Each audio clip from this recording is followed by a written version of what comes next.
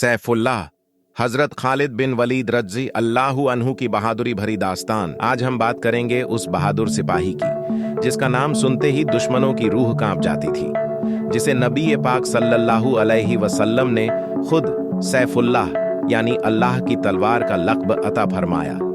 जी हाँ, हम बात कर रहे हैं हजरत खालिद बिन वलीद रज़ी अल्लाहु अन्हु की। जन्म और खानदानी पस मंजर।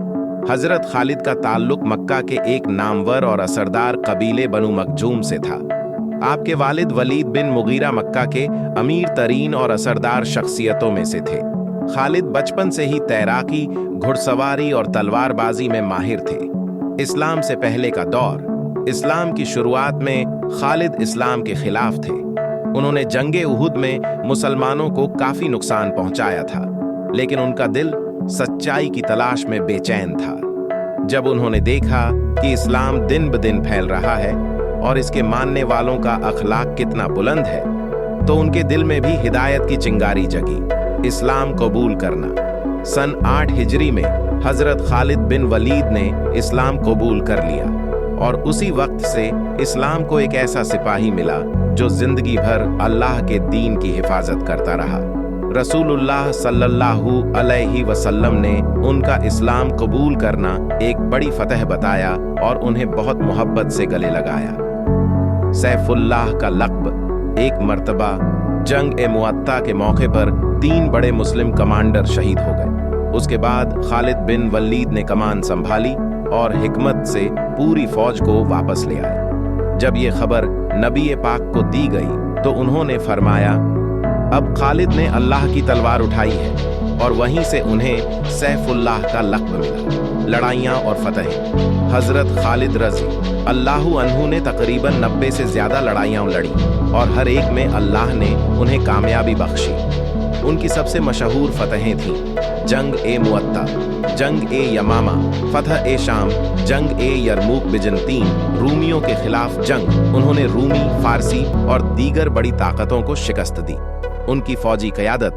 खालिद बिन वलीद एक बेहतरीन स्ट्रैटेजिस्ट और लीडर थे। वो मैदान ए जंग में हालात के हिसाब से अपनी प्लानिंग बदलते थे। उनकी हिकमत और तेजी से फैसले लेने की सलाहियत ने उन्हें अनबीटेबल बना दिया। दुश्मन उनके नाम से डरता था। उनका नाम सुनते ही फौजें पीछे हट जाया करती थीं। तौजू और अल्लाह पर भरोसा।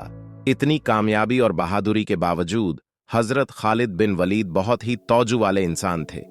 वो कहते थे, कामयाबी मेरी नहीं, अल्लाह की है, मैं तो बस उसका एक मामूल बंदा हूं। आखिरी लम्हे। आपने अपने आखिरी वक्त में कहा, मैंने अपनी जिंदगी के हर दिन जंग के मैदान में गुजारे। मेरे जिस्म पर तलवार, नेज़े या तीर की कोई जगह नहीं बची, मगर आज मैं बिस्तर पर मर रहा हूं। कश मैं शहीद होता। सबक और पैगाम। हजरत खालिद बिन वलीद रज़ी अल्लाहु अन्हु की जिंदगी हमें ये सिखाती है, सच्चाई को जब समझ आ जाए तो उसे कबूल कर लो। अल्लाह पर यकीन और तवक्कुल इंसान को वो ताकत देता है जो दुनिया की कोई ताकत नहीं दे सकती। बहादुरी, तौजू और अखलाक, यही एक सच्चे मोमिन की पहचान है। अख्तिताम। ऐ नौजवानों, अगर तुम भी चाहते हो कि तुम्हारा नाम रह जाए तो अपने किरदार को हजरत खालिद जैसा बना लो।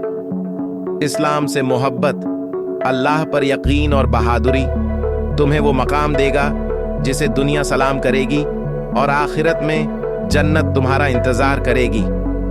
या अल्लाह हमें भी अपने दीन के सच्चे सिपाही बना दे। आमीन।